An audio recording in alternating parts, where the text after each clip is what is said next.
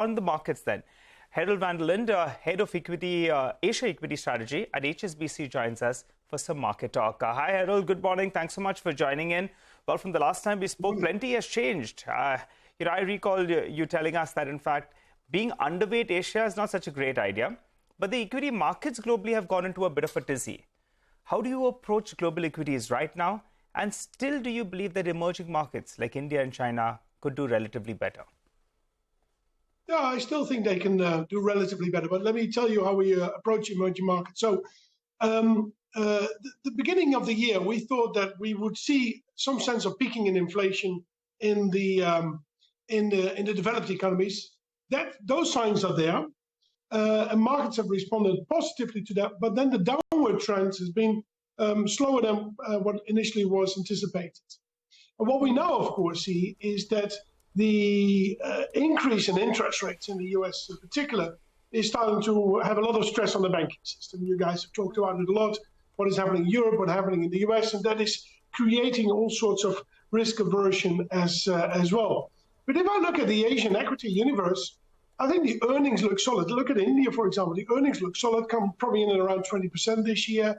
The banking system is resilient. You've reduced NPLs over there.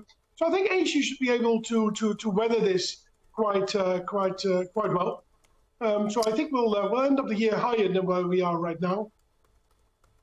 Herald, good morning. This is Sonia here. So, the problem really is not what's happening with the banks, but what's happening with Credit Suisse and the 81 bond holders, right? I mean, it looks like their holdings are going to be sort of wiped to zero. At least that's the concern.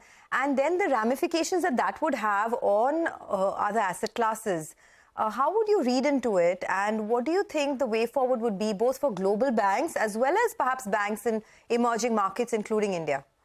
Do you see more pressure? Yeah, no, this is clearly a near-term risk. This will not go away. I mean, it's difficult for me to look at the in those particular bonds in particular. But I used to be around in Indonesia in the late 90s when a similar process was unfolding. And yeah, equity shareholders and bondholders get wiped out if companies go down, or in this case are being taken over. So that means there will be pain in the system. But again, you have to take away from what is happening at the moment and the stress that some of the asset managers or banks might face because of exactly what you just mentioned. Their holdings are being wiped out. And what the fundamental story in Asia is. And that is a story of recovery. That is a story of benefiting from global trends. Bond yields starting to come down.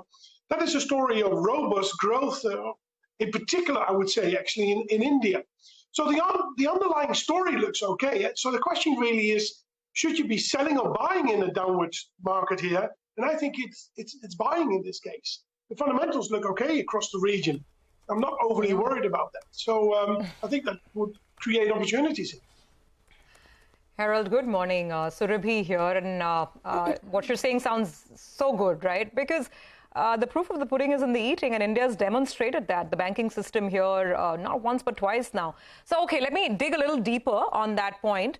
What would you buy in India? Where are you comfortable with the valuations? Are you looking for, let's say, growth in consumer, or are you looking at the capex part of the market over here?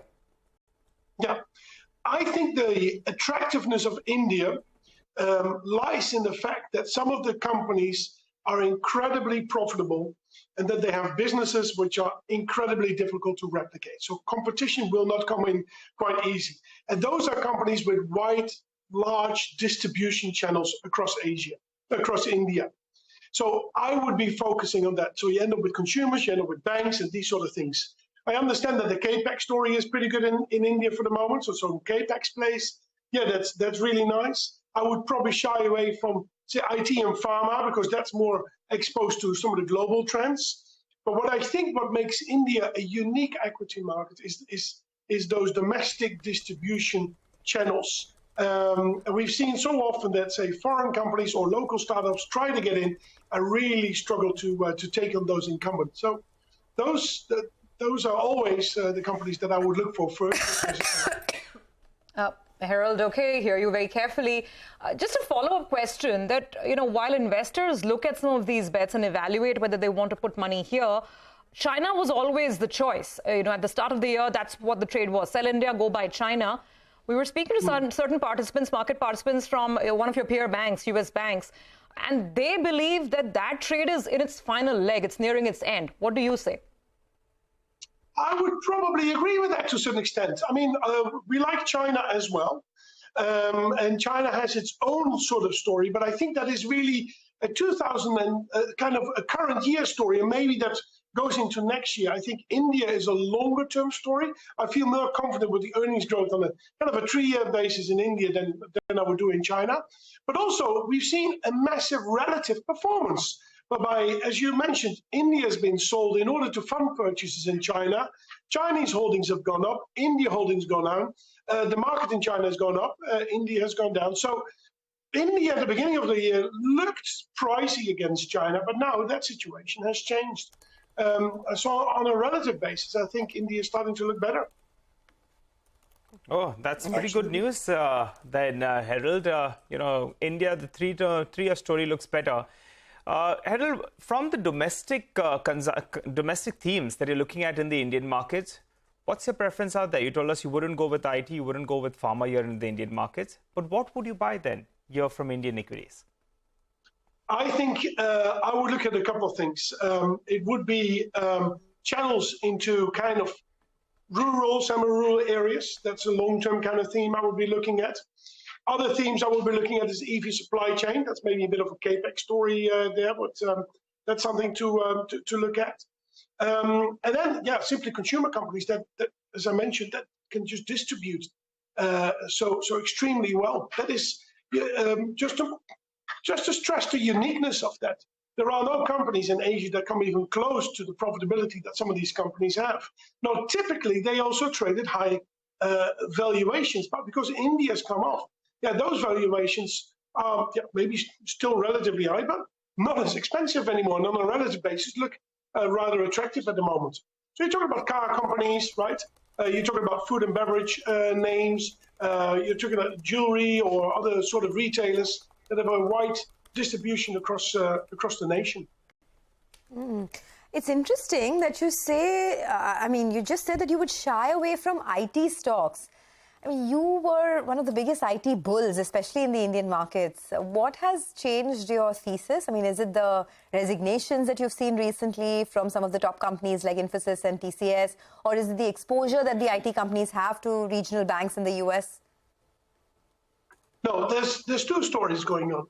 It is that exposure, but in the beginning of the year, late last year, we all thought that the US and Europe would be in a real pickle at this particular point in time. And in particular, Europe, high gas prices, the economy would be very weak. Turns out that things have been much better than was anticipated. And that has led to a rally in globally exposed stocks across the region. Korea and Taiwan are some of the best performing markets for that reason since the beginning of the year.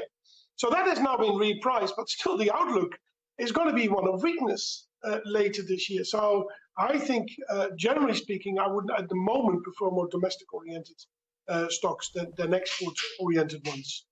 So when you talk about domestic-oriented stocks, right, you spoke about the capex theme and a couple of more domestic consumption spaces. Anything else that you like? How about autos? Because there is a bit of a pickup that we're seeing there, especially in some domestic pockets, whether it's SUVs, passenger vehicles, tractors a bit as well. Has that been on your radar recently? That has been on our radar as well. And we've looked at a couple of these auto stocks in the last couple of days. So that's absolutely right. We like that as well for exactly the same reasons that I mentioned.